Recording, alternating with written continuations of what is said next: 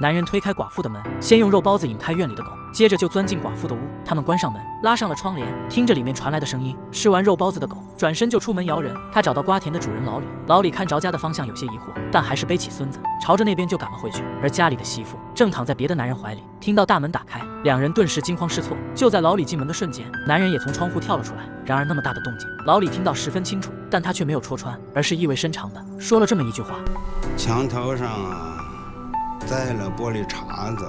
这时外面传来男人的惨叫，春娥一听不由得担心起来，但还是要装作若无其事。她是个苦命的女人，结婚不到2年，丈夫就死了，儿子5岁了还不会说话。春娥虽然守寡，但对公公一直很孝顺，里里外外一把手，对的公公也像自己的亲爹一样，而公公也通情达理。他早就劝春娥改嫁，并叮嘱她一定找个好人。春娥跟宝剑就是在灯会上认识的，两人已经好了大半年。春娥跟闺蜜诉苦，自己很想跟着宝剑，可她怕双方家里人不同意，也怕村里人笑掉大牙。朋友却开导她，真相相爱就得结婚，可她一个寡妇，怎么能嫁给一个单身小青年呢？朋友却让她不用担心，因为自己的丈夫是村主任，说话肯定有分量，两人肯定会不遗余力地帮她。于是村主任在第2天就找到宝剑，经过一番详谈，得知她是真心爱着春娥。村主任立马想到办法，他让宝剑去给老李跪下，直到他同意春娥嫁给自己，宝剑立马答应下来。但还没走出门，他就开始反悔。宝剑面露难色，喜欢归喜欢，但自己的父亲老侯肯定不同意。村主任让他不必担心，因为早就想到了办法。他把老侯叫了过来，谎称宝剑欺负了春娥，必须负责。老侯一听立马急了，嚷嚷着就要回家打死儿子，还说一个寡妇家没什么好负责的。村主任一听就要报警，老侯急忙上前拦住他，还说只要别让儿子丢了名声，要多少钱都行。主任记上心头，直言让宝剑娶了春娥，这样两人的名声都能保住。老侯一听娶个寡妇，顿时火冒三丈，他老侯的儿子绝不可能娶一个寡妇。两人不欢而散。可当他回到家里，却看到儿子躺在床上一蹶不振。宝剑给老李跪了1天，他都没有同意自己娶了春娥，就是因为老侯是放高利贷的，人品不行，素质不行，春娥嫁谁也不能嫁给他。宝剑因此埋怨老侯，老侯还没出撒火呢，主任媳妇又找上了门。他说老李准备报警，把宝剑抓进监狱。老侯为了儿子，只能勉强答应他们结婚。而老李纵使百般不愿，却不忍心拆散他们，只要春娥幸福就好。出嫁这天，春娥扑通一声给公公跪下，眼里满怀愧疚和不舍。宝剑心疼媳妇，急忙一起跪了下来。老李眼含热泪，不住地点头祝福他们。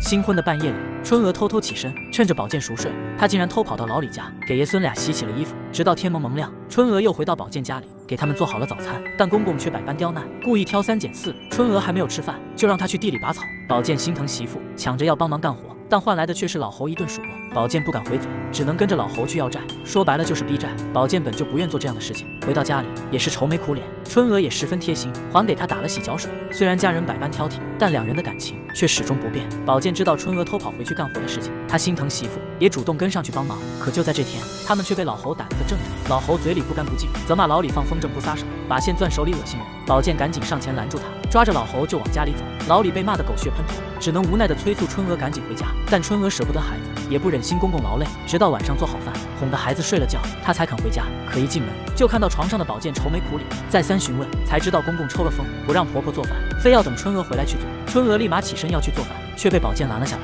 他知道媳妇太苦了，他必须想办法阻止老侯耍横。第2天，宝剑就找到父亲，他说想去城里打工，不想在家里待着了。但老侯一听就气不打一处来，自己家的买卖放着不干，非要跑出去看别人的脸色。儿子一向榆木脑袋，没这么大的抱负，这指定是春娥的主意。老侯立马对着外面大骂起来，字字句句不堪入耳，让在厨房做饭的春娥听得流泪满面。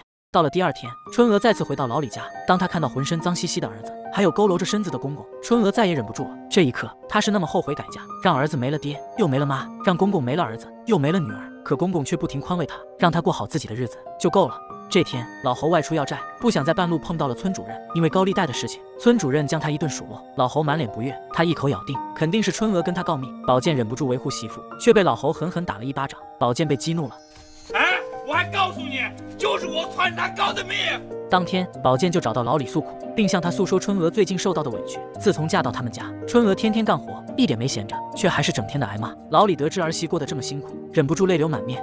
没过几天，老侯放贷的事情被人揭发，警察直接上门抓人，是春娥提议上缴这些年收到的所有贷款，老侯才免了牢狱之灾。经历过深刻教育的他，终于醒悟，俨然换了一个人。老侯知道春娥两头跑辛苦，于是直接提议让他把儿子接来。春娥顿时泪流满面，他立马做了几个好菜，找到了瓜田的老李。可看到孤苦无依的公公，春娥话到嘴边，却怎么都说不出口。在公公的再三逼问下，他才说出带走儿子的事情。老李虽极不情愿，但也是通情达理之人，他知道自己陪不了孙子多久，也知道母子分离的痛苦，于是他把孙子叫了过来，让他吃完这顿饭就跟着春娥回去。临走的时候，他还把身上仅有的存款全部给了春娥。春娥再也控制不住，哭得泪流满面。老李望着他们离开的背影，不由得转过身。从此之后，老李就跟这片瓜的作伴，熬过一个又一个孤独的夜晚，直到这天他病倒了。等春娥他们赶来的时候，他已经奄奄一息，吊着最后一口气。他不断地嘱咐春娥，瓜田里的瓜就要熟了，到时候把瓜全部卖了，就带着孙子去城里看病。说完，老李就走了。他们在瓜地里把老李厚葬，孙子披麻戴孝，扑通一声跪在地上。这时，桌上的西瓜突然裂开，